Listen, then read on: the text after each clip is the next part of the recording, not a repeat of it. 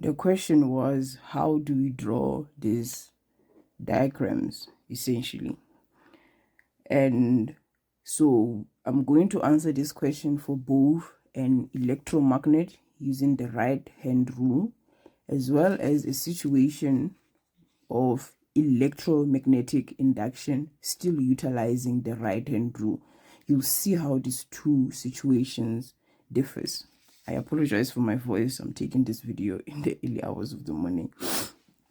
All right, so we have here the black triangle. That's how you will represent your iron core. So in both of these two diagrams, you just draw a rectangle. A rectangle, it represents your iron core. Around your iron core, what has happened is that they have wrapped a conducting wire. So this is a conducting wire in red, and it's wrapped around the iron core. Similarly, even in this setup, so you have a number of turns or a number of windings or a number of coils. It depends on the book that you're reading, how those things are referred to. Some books will say windings, some books will say turns, etc., etc. And the last thing that we have is that we have a battery. This battery here, the long vertical strand will tell us the positive terminal of that battery, and the short vertical strand will tell us the negative terminal of that battery. Similarly, in this scenario as well, you have the short vertical strand, the negative, the long vertical strand is the positive terminal, right? Sure. And now, to create an electromagnet, what you do is just by connecting your conducting wires to a power source, which is a battery in this case, you have the flow of current in the wire. And that flow of current induces a magnetic field. When it induces a magnetic field, you are going to form a sort of a magnet here with a north or a south pole, or a north and a south pole. The same thing is also going to happen here. So a flow of charge induces a magnetic field. Now, typically our job, our task with these physics problems is to find where is the north pole, where is the south pole, utilizing the direction of the current. It's very important to remember something, that the direction of conventional current is always from the positive terminal to the negative terminal. This is for conventional current.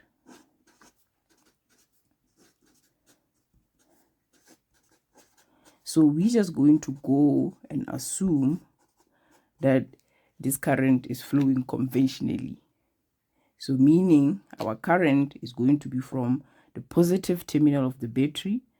And then you see it's almost as if it goes behind the iron core, and finally it appears. So there's the current going up behind the iron core.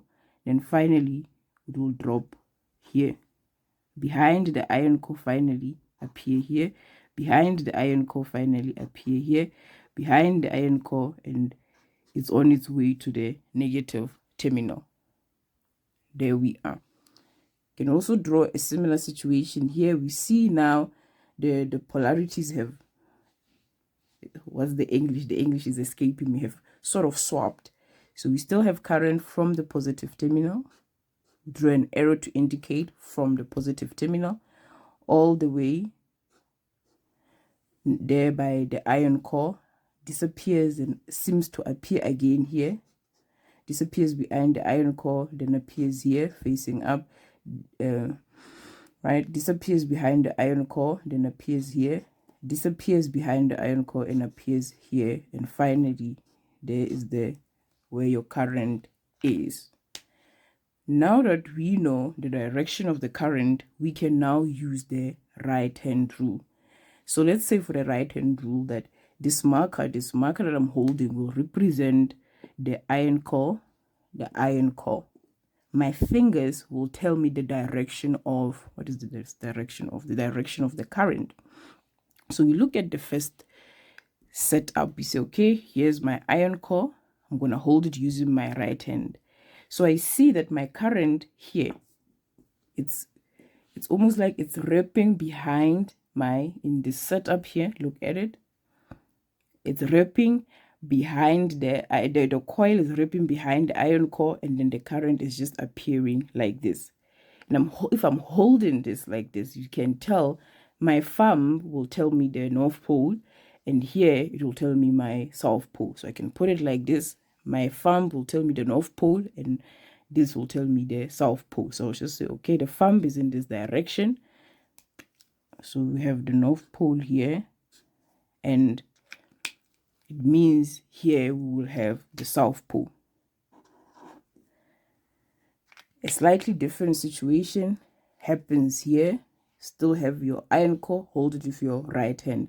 But you see, my current is no longer like this, but it seems to be going in this direction and wrapping like this. So the current is moving in this direction, hence these arrows that are pointing up. So you're going to hold your pen or marker like this, where you see the north pole will be here and the south pole will be at the bottom of your fist. So write the north pole and you write the south pole. Sometimes you will then be asked to show the direction of the magnetic field, because now you have a north and a south pole. You can actually draw magnetic field directions. The same thing that you do, I think you learned in grade 10 with a permanent magnet. You know they're always from north to the south.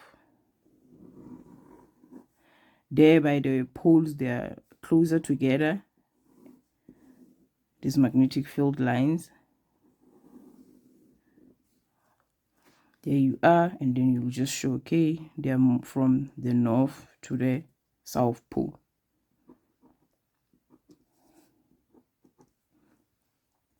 Can do a similar thing on this side as well, but I will leave that for you, because now you draw the same magnetic field lines, and you also show the direction, which is always from the north to the south pole. So as you can see, it's almost like you have a permanent magnet, hence we say it is an electromagnet. The second situation we can have where we need to apply the right hand rule again is with electromagnetic induction. You know, in grade 11, I think you learn about Faraday's law of electromagnetic induction. So in this scenario, we more or less have the same setup as previously with the electromagnet. What has changed is that instead of a battery, we have a galvanometer. This circle with a G is a diagram for a galvanometer, and this device, what it does is that it measures the current flowing as well as the direction of that current. So we have that. So please be aware that there is no power source at all in this setup.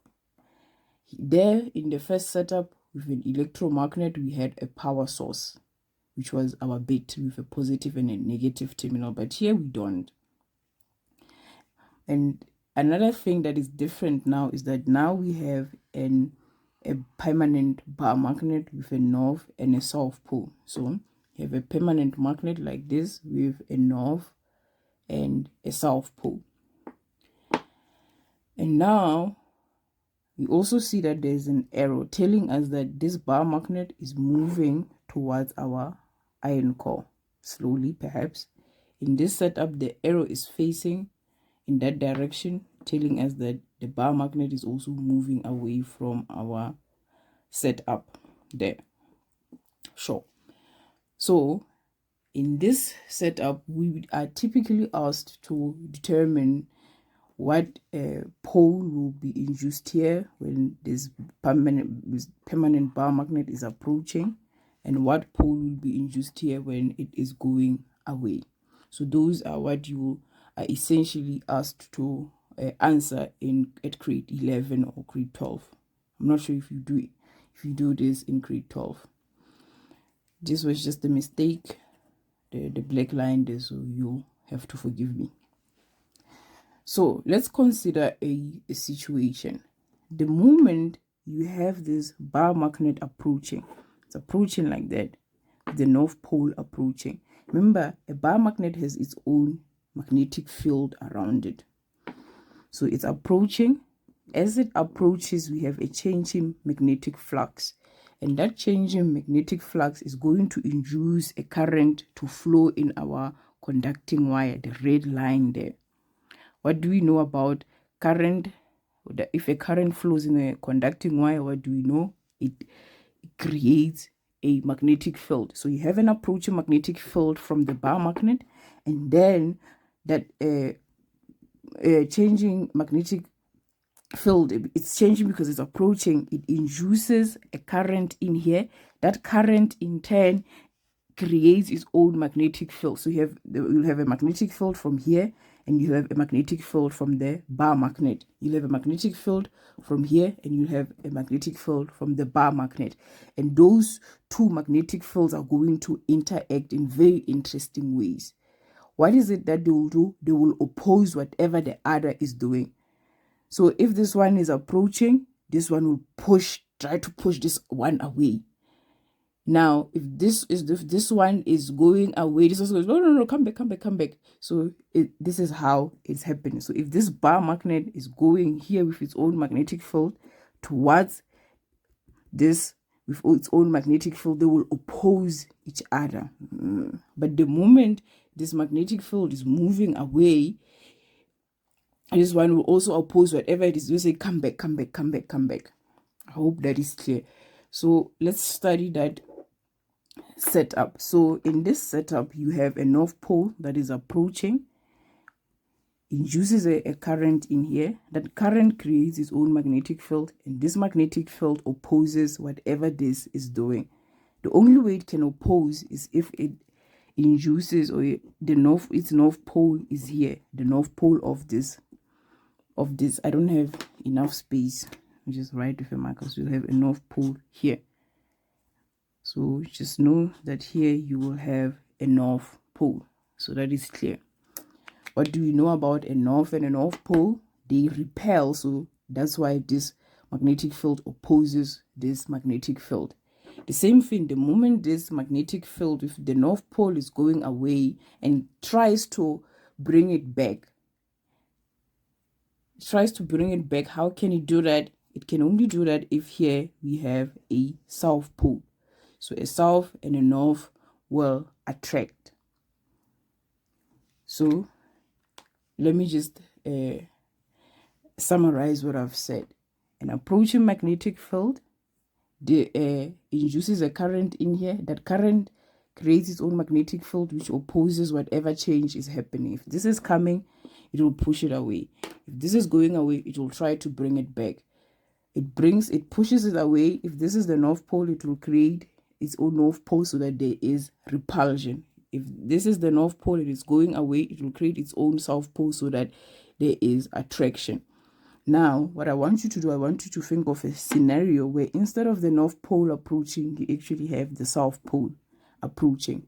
How would you draw that situation? Similarly, instead of the North Pole going away, you actually have the South Pole going away. How would you then draw that situation?